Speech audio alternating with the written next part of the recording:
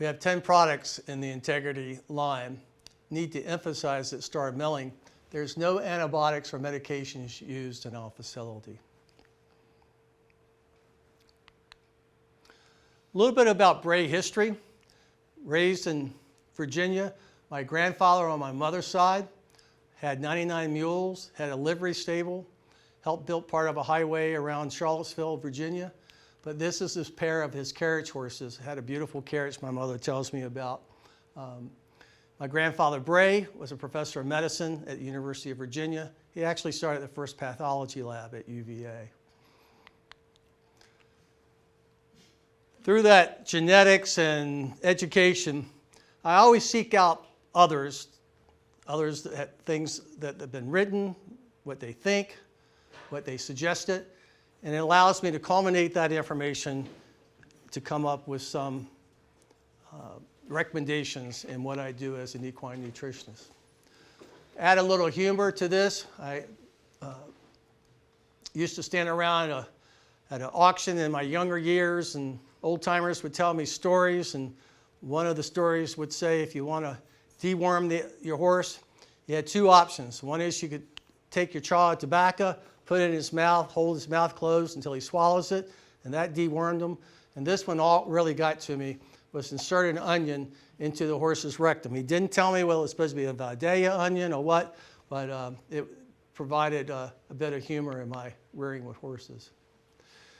As a professor, I have some reasoning. I would always ask my students at the university relative to discussions, does that make sense?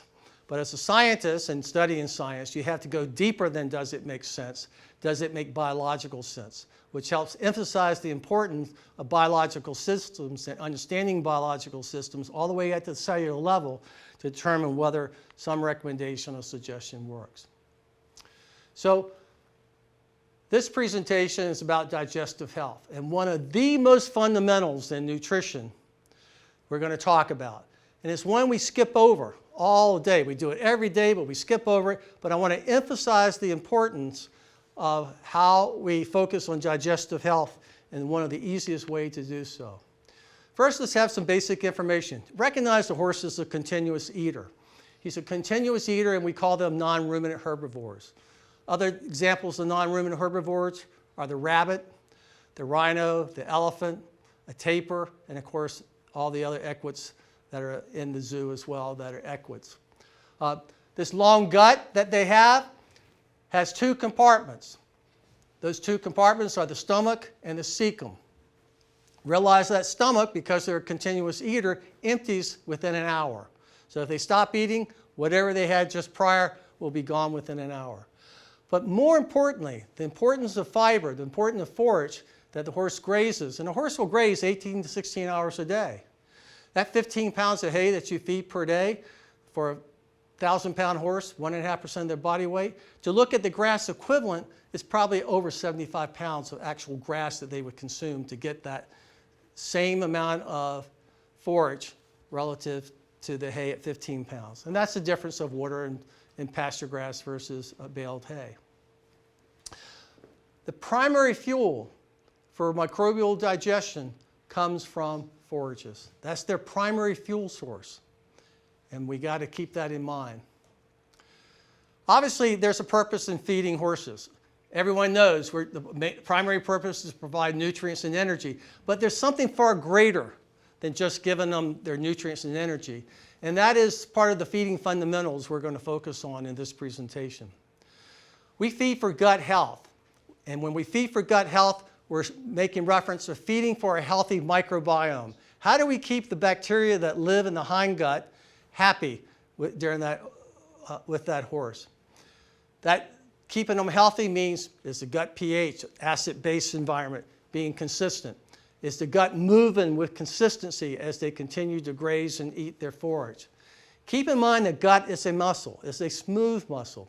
And there's got to be gut movement continuously. And the type of feeds we feed will influence how that gut moves with consistency. Clearly, there are other factors in how that gut moves. There's hormonal, there's neurological, but we're going to focus mostly on the feed aspect and gut content. So, fundamentally with animal nutrition, This is the foregut.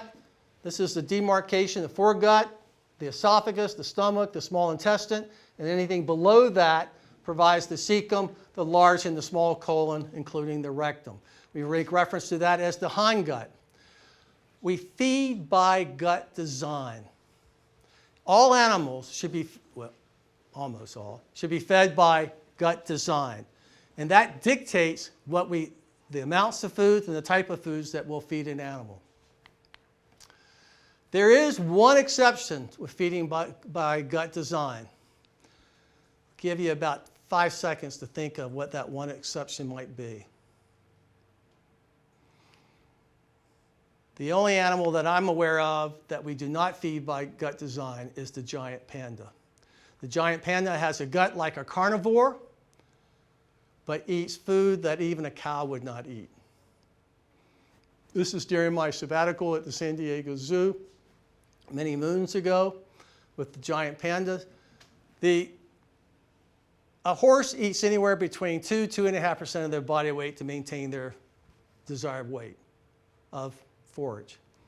The giant panda will eat up to 14–16% of their body weight to get the nutrients to maintain their body weight.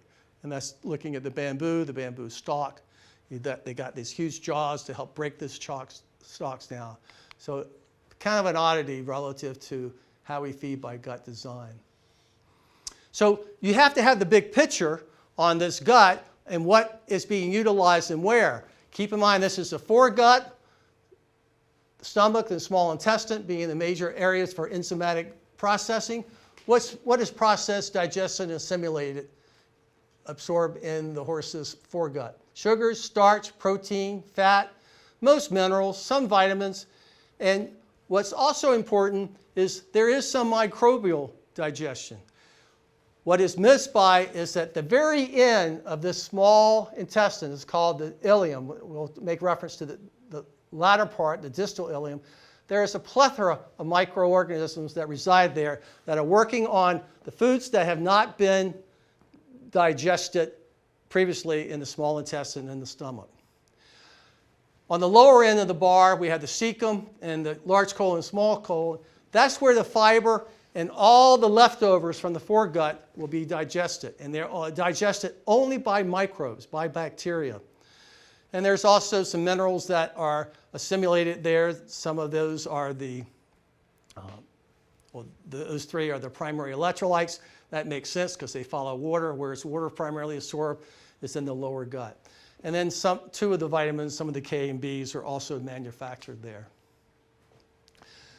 Not to try to give you a graph that's difficult to follow, but this is talking about what happens in the small intestine.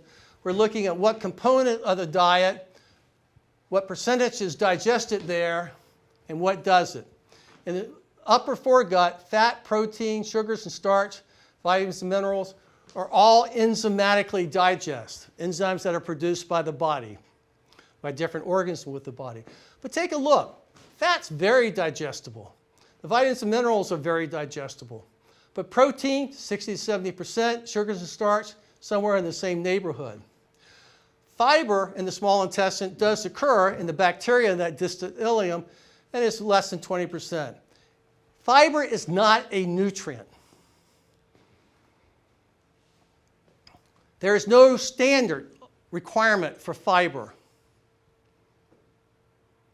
but perhaps it's the most important dietary component in a horse's or any non-ruminant's diet. So, gut health is to feed for gut health, to keep that gut moving with consistency, to contract. They're continuous eaters, which means that smooth muscle will continue to contract with consistency to move the food through, to be enzymatically digested in the appropriate place in the foregut, and microbial where the bacteria live, microbial digestion as well. We talk about minimum hay intake with horses, and I'm going to focus on hay, particularly here on the West Coast in Hawaii because there's not a great deal of pasture. On the East Coast where I was brought up, we had a lot more in pasture to feed our horses. But in general, we talk for a mature horse, 1.4–1.5% of their body weight. So for example, a 1,000-pound horse, 15 pounds of hay. If he's an 1,100-pound horse, it's 16.5 pounds of hay per day. There are other things that influence gut health, and that is the movement of the gut. And what else influences gut movement? How's your meal schedule? It's very important, and I had this discussion earlier today about being scheduled. If you feed at 7:30 in the morning and 5:30 in the evenings, you need to be consistent. The longer that horse goes with an empty gut, the more irritating. The goal is to try to mimic their food consumption as close as possible as a continuous eater. That is, we don't want them to have an empty gut for 6 to 8 hours per day. Therefore, are you looking at how often you feed? Are you only doing 2 feedings? Or are you doing 3 times a day or even more? And then how much are you giving each of those feedings? Do you adjust the amounts relative to your type of work that you're doing with that animal, or during the evenings where they have more something to do? And then the forage type is important. Is this a grass hay? Is this alfalfa? Or is it one of the cereal grain hays that we have available? Mature hay. I've reached this point in talking about feeding forages. I no longer like to make reference to good quality hay. I want to make reference to moderate quality or mature hay that should be fed for horses. And I think this outline on this presentation will help you understand that importance. And then we've already talked about in an earlier presentation about processed forages versus long stem. Long stem, which means either pasture or through bale hay. The horse drinks more water, obviously, with bale hay than it does with hay pellets. One other aspect, which is one of the focuses in the Integrity product line, is soluble fibers. 4 of our Integrity products, first 2 ingredients are beet pulp and soy hulls. I believe strongly in the effects of the soluble fibers in helping nourish the microorganisms in the gut and also assisting with that movement of the gut throughout the day. So we feed when we feed for a healthy gut, it's basically saying we're feeding for healthy microbes. We need to make sure those bacteria are happy, and of course they live throughout the gut, through the cecum and the large colon and the small colon.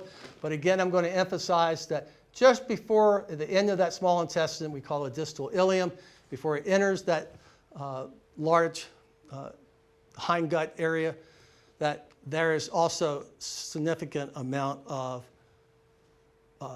digestion that occurs with those bacteria. So I want to go through an academic exercise, and this is really to help emphasize the importance of forage. No studies have been done with this, but it's an academic exercise to help understand. So, academic exercise, feeding forage. Minimum hay, 1.5% of the body weight. So, that 1.5% body weight, we're going to use a moderate quality grass hay, and it's 28%. I'm going to use crude fiber because that's what horse people are familiar with, crude fiber. As a scientist, that's not what we use. We focus on ADF, which is acid detergent fiber. I could have used ADF, but I chose not to because even though I get the same results, I wanted to use a term that people were more familiar.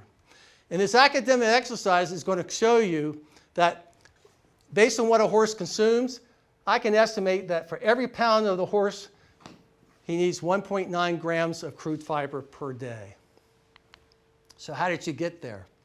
Well, if I took a horse and fed him 16.5 pounds, this is an 1,100 pound horse, 1.5% of his body weight, eating 16.5 pounds of hay per day, his crude fiber intake per pound of body weight is 1.9 grams. So I'm working backwards. Well, what if I fed him Bermuda hay? That's how many grams of Bermuda hay. It would be 100% of that fiber requirement at 1.9 grams. That's just, again, an academic exercise. At 1.5% of body weight, adequate fiber. Timothy and orchard grass, you would even have more fiber available to that animal. But what about alfalfa, a common feed here on the West Coast? I'm not a big fan of alfalfa, as most horse owners know here on the West Coast, but it doesn't have adequate fiber. It could be as low as 85%. That's why one of the rules I have about feeding alfalfa, which we're going to get to, has to do with its low fiber content. And here's the example. We're feeding a Timothy alfalfa 50-50 combination, equal weight, Timothy and alfalfa, this shows you how many grams. 28.5 grams is a pound, but I'm just showing you the numbers and showing you what percentage of fiber relative to that 1.9 that they receive. And if you add up all that fiber, it's not 100%, but it's close. It's 97%. Hence, this is why I tell horse owners that they should not feed more than 50% of their forage intake of alfalfa. I want 50% to be a grass forage. And it has to do not with the excess protein, not with the high calcium phosphorus ratio in alfalfa, not with some of the diseases that we associate with alfalfa, but because of fiber intake and the importance of fiber intake.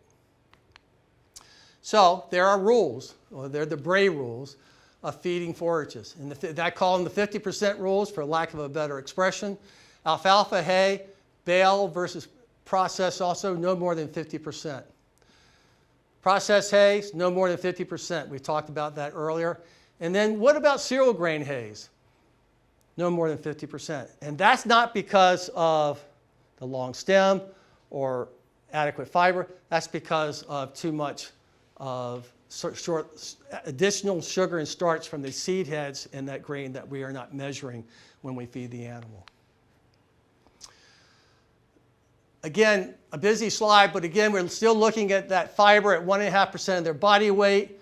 And I'm comparing different fiber sources. Here's your Bermuda hay, 100%.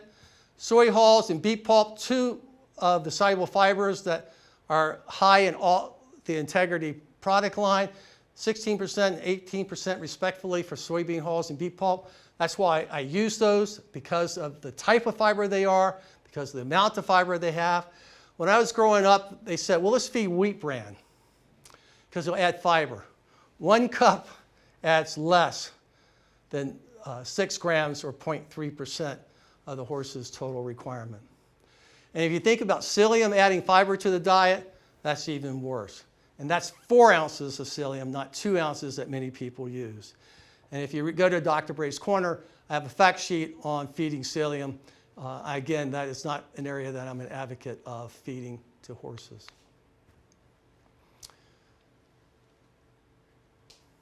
So, in nutritional management, we emphasize long stem forage, moderate mature type hay to be fed, use minimum amount of hay pellets, if any at all, because of less chewing. We want to promote chewing. Smaller, more frequent meals, adds, and those slow hay feeders are also a positive benefit to the horse. See the small holes, which means they have to work a lot harder, which means they eat a lot slower, which means they're also chewing a lot more, and again, for that buffering ability. Again, tie all this to digestive health. We're trying to keep that gut healthy, and we're focusing on the microbes of keeping them happy.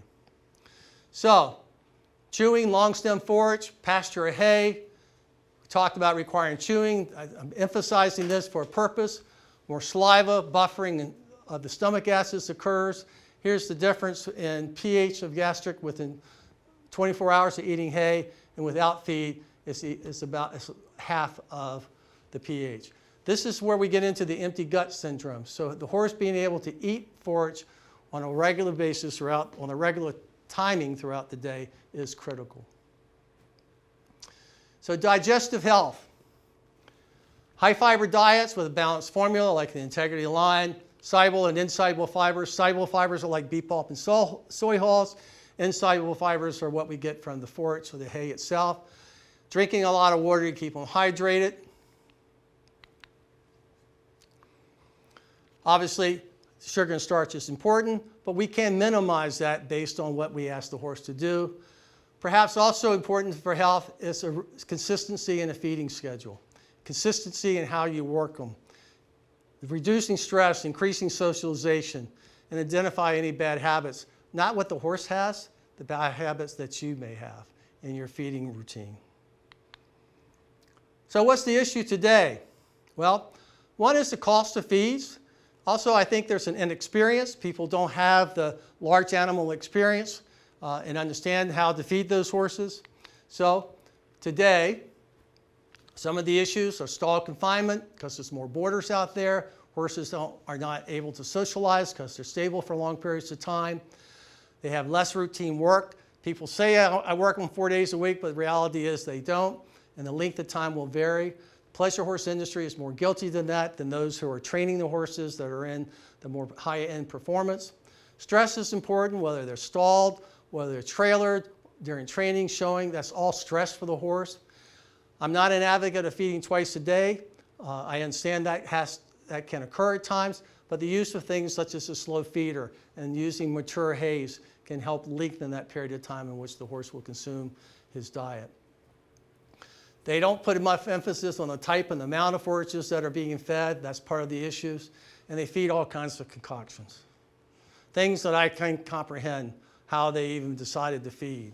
And I can recall, actually, close to this area near Marietta, visiting a farm during my earlier days here in California and as a consultant. I asked the lady what she fed, and she would tell me different things at different phone calls. And I said, hey, I'm heading down to the zoo. I'll stop by and just look and see how things are going. She opened this cabinet, and all these supplements were lined up on about 5 different shelves. I said, you didn't tell me about this or this one. And she said, well, it just depends on what day and how I'm feeling, what I might give them. And that's part of the issue. There's a higher use of drugs, particularly in the NACEs and non-steroidal anti-inflammatories. I think they're overused in our industry, and that can be an issue as well relative to a healthy gut diet. Short presentation about leaky gut syndrome. This is becoming more and more pronounced in awareness to the horse industry. It's been in the human industry for over 20-some years. It's kind of gone through some of the other companion animal industries. I'm just going to tell you a little bit about it just because it's becoming there's more research being done, and I think some of the talking about how we feed and manage horses kind of runs in line with leaky gut. Leaky gut is an inflammation of the gut lining. The gut lining and the bloodstream to the cells are compromised. The barrier that keeps toxins and impurities, like some of the microbes, out of the bloodstream. Those junctions, the cell junctions in the cell lining are not as tight and selective of what can be passed through. And once that barrier is compromised, these different impurities, toxins, and pathogens can leak into it. And this is what's known as the leaky gut syndrome. So here's your normal. You can see how tight the junctions are between the cells to prevent pathogens from leaking through those cell barriers into the bloodstream because the junctions are very tight. There's a tight barrier. With leaky gut, this is an oversimplification. This is a courtesy of Kemen. This image shows you how there is spacing where the tight junctions are not as prevalent. So these toxins and pathogens can perhaps leak through into the bloodstream. But we have to understand that this is difficult to diagnose. It's not a clinical direct diagnosis, which means you aren't looking at symptoms and say they got leaky gut. It's really by eliminating everything else to say it may be leaky gut with a horse. So we have a long ways to go. Keep in mind the gut bacteria, their microbiome, has a strong influence on gut health. And by having a strong influence on gut health, it also has a strong influence on your immunological response, on the body's immune system. I just read an article recently. It wasn't a research paper. It was just a general article where there was a study showing some linkage between the microflora in the gut to the brain. It was an interesting article, but they have a long ways to go. So, leaky gut, feed restrictions, transitions, weaning, heat stress, intense exercise may be causable factors. We don't know, but there are things that are considered because they cause stress with the animal. There has been solid research with heat stress, particularly in dairy cattle and pigs, that show this leaky gut syndrome. And there's been some research at North Carolina State with horses that have shown quite a deal of promise regarding leaky gut. And therefore, hope this information helps you with gut health and maintaining a good gut microbiome.